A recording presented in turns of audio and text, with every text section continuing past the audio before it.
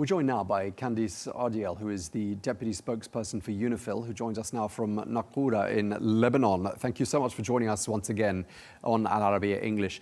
I just want to ask you, since you're in Naqoura, which is home to the UNIFIL headquarters, it's a couple of kilometers away from the Israeli border. What is the situation in that part of Lebanon today? The situation remains very tense. Obviously, we've got exchanges of fire that are happening on a very regular basis right now. We can hear some of these in Naqoura, and in fact, yesterday there was an interception, a likely interception that occurred near our base that actually ended up raining some debris down onto part of our camp. And this was in an area where no one was hurt, but nonetheless, this shows the dangers of what is happening in Naqoura.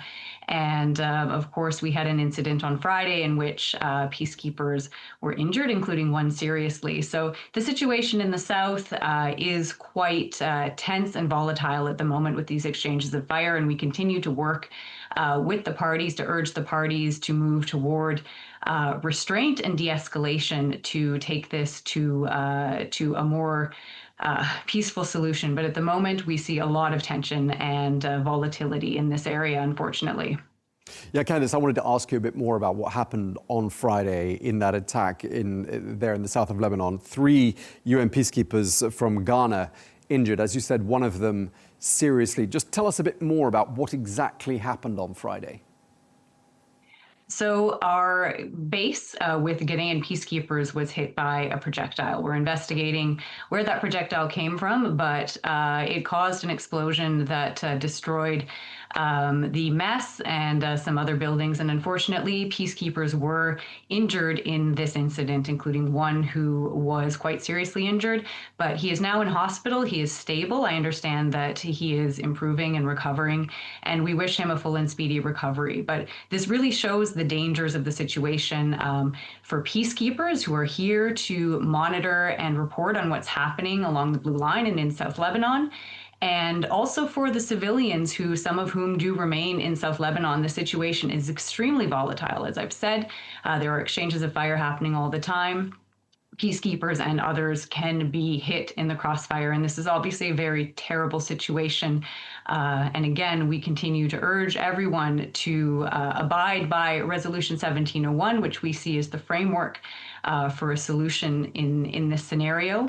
But we also remind all parties of their obligations to ensure the safety of peacekeepers and avoid harm to civilians. And can you just tell us about what was the context in which this happened? Was there an exchange of fire underway between Israel and we presume Hezbollah fighters at that particular moment? Is that the context? There was a great deal, as there has been for the past few days, of exchanges all throughout the area at different times. So it's hard to say exactly in a given moment. There's not always fighting happening all the time. You can't predict what's going to happen. So at that moment, the base was hit.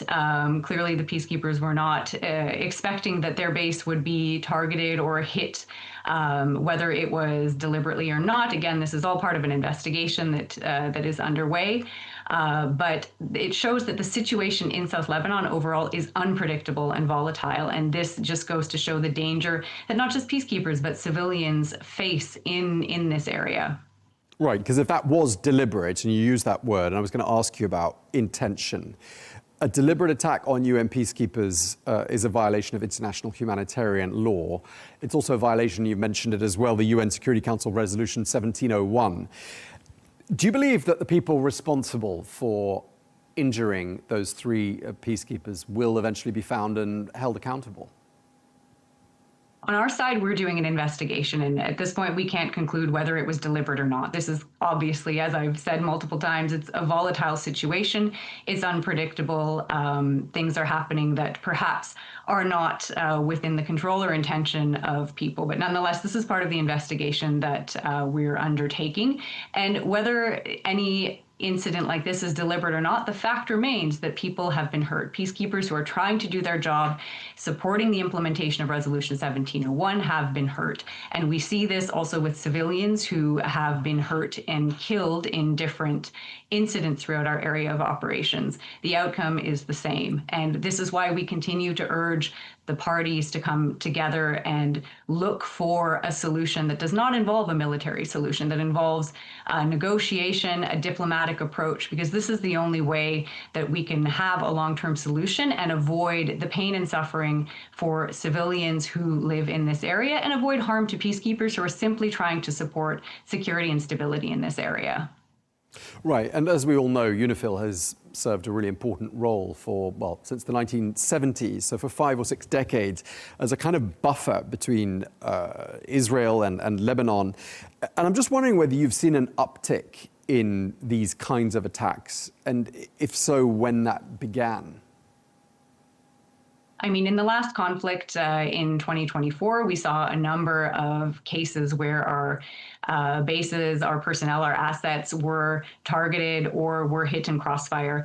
And again, we're in a volatile situation again, where we're seeing incidents where our peacekeepers are being put in danger. And again, not going to speculate on any intention here, but nonetheless, peacekeepers are being put in danger. And the more activity that we see, the more military activity, the more likelihood there is that peacekeepers will be put in danger, that peacekeepers will be hurt, that civilians will be hurt and killed. And we're seeing this. So the ultimate solution is not a military solution, because this only increases the danger. This only increases the risk to everyone, including the peacekeepers who are trying to support a solution that does not involve more harm to civilians. As things currently stand, UNIFIL is to withdraw all troops from Lebanon in the middle of next year, the middle of 2027. And I'm wondering how that can happen in this sort of a context, and what would it mean if you weren't there? Well, the Security Council has told us that our mandate will end on December 31st of this year.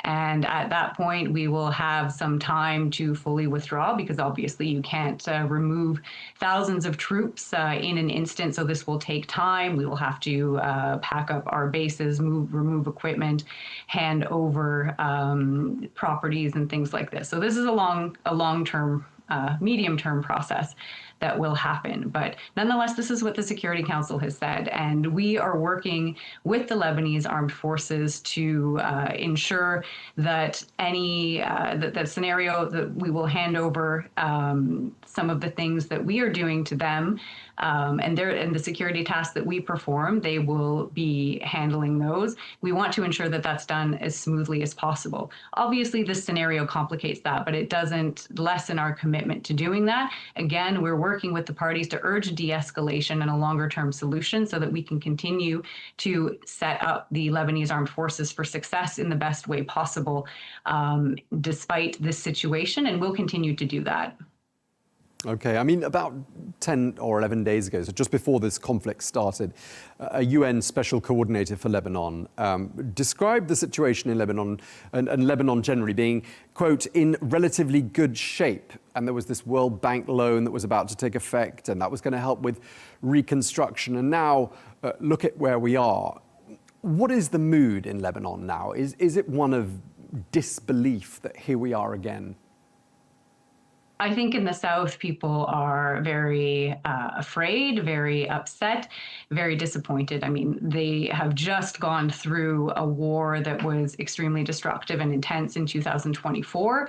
And I think there was some hope. People were starting to rebuild. There was some glimmers of recovery, and this has obviously completely dashed that for the moment. So there is a lot of disappointment. People, again, have been forced to leave their homes. They've been uprooted. They've seen their neighborhoods targeted, and it's extremely upsetting. And it's the civilian suffering that is the most heartbreaking. And this is why peacekeepers are here and why we're working toward a longer-term solution, working toward security and stability to ensure that the civilians can return to their normal lives and continue to live as they did before. I mean, it's the civilians who suffer, and this is the most terrible part of it. There is a lot of sadness and disappointment about what's happening. And peacekeepers are here. We're continuing to support the population as we can, but the main way that we're supporting them is through our work work to liaise with the parties to try to de-escalate any tensions that may be occurring immediately on the ground, to support the population, for example, in their movements, to support humanitarian access to the population. But we'll continue to do that work, and we'll continue to support the population as best we can throughout this very difficult period. How would you describe the humanitarian situation in the south?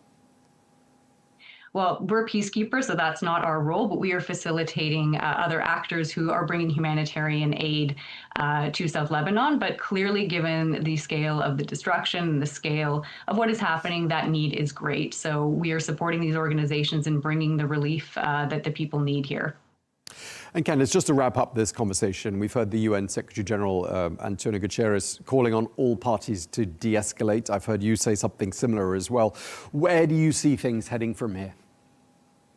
Well, I'm not going to speculate on what may happen, but as a peacekeeper, I am an optimist, and I know that my peacekeeping colleagues and colleagues in the wider UN are working to work with the parties, work with all actors to urge de-escalation, which is desperately needed, and we will continue to do the work that we need to do here on the ground in South Lebanon to create the stability that hopefully can ensure that we see a longer-term solution. But this doesn't look like it's going to be this doesn't look like we'll see this in the next while. This is why we need to continue this work that we're doing here on the ground.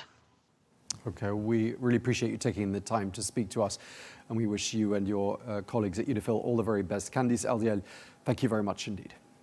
Thank you.